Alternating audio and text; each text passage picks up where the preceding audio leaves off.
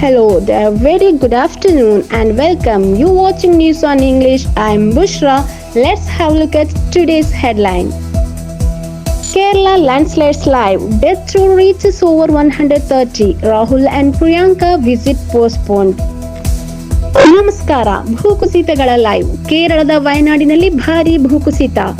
ಸಾವಿನ ಸಂಖ್ಯೆ 130ಕ್ಕೂ ಮೀರಿದೆ. ರಾಹುಲ್ ಮತ್ತು ಪ್ರಿಯಾಂಕಾ ಭೇಟಿ ಮುಂದೂಡಿಕೆ. A series of landslides hit several villages in Kerala's Wayanad. More than 130 people have been reported dead till Wednesday morning. ಕೇರಳದ ವಯನಾಡಿನ ಹಲವಾರು ಹಳ್ಳಿಗಳಲ್ಲಿ ಸರಣಿ ಭೂಕುಸಿತ ಸಂಭವಿಸಿದೆ. ಬುಧವಾರ ಬೆಳಗಿನ ಜಾವದವರೆಗೆ 130ಕ್ಕೂ ಹೆಚ್ಚು ಜನರು ಸಾವನ್ನಪ್ಪಿದ್ದಾರೆ ಎಂದು ವರದಿಯಾಗಿದೆ. It has been more than 24 hours since teams including the NGRF and STRF are rescuing people stuck at many places as the water is gushing areas in Wayanad. ವಯನಾಡಿನಲ್ಲಿ ನೀರು ಹರಿಯುತ್ತಿರುವುದರಿಂದ ಹಲವೆಡೆ ಸಿಲುಕಿರುವ ಜನರನ್ನು NDRF ಮತ್ತು STRF ಸೇರಿದಂತೆ ತಂಡಗಳು ರಕ್ಷಿಸಲು 24 ಗಂಟೆಗಳಿಗೂ ಹೆಚ್ಚು ಸಮಯ ಕಳೆದಿದೆ.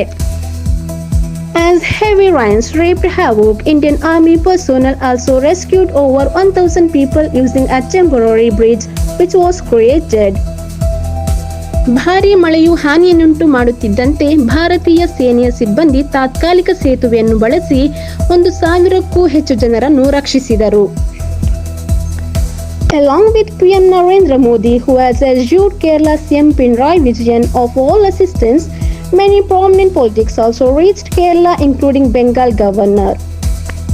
ಕೇರಳ ಸಿಎಂ ಪಿಣರಾಯಿ ವಿಜಯನ್ ಅವರಿಗೆ ಎಲ್ಲ ನೆರವು ನೀಡುವುದಾಗಿ ಭರವಸೆ ನೀಡಿರುವ ಪ್ರಧಾನಿ ನರೇಂದ್ರ ಮೋದಿ ಅವರೊಂದಿಗೆ ಬಂಗಾಳದ ರಾಜ್ಯಪಾಲರು ಸೇರಿದಂತೆ ಹಲವು ಪ್ರಮುಖ ರಾಜಕಾರಣಿಗಳು ಕೇರಳ ತಲುಪಿದ್ದಾರೆ.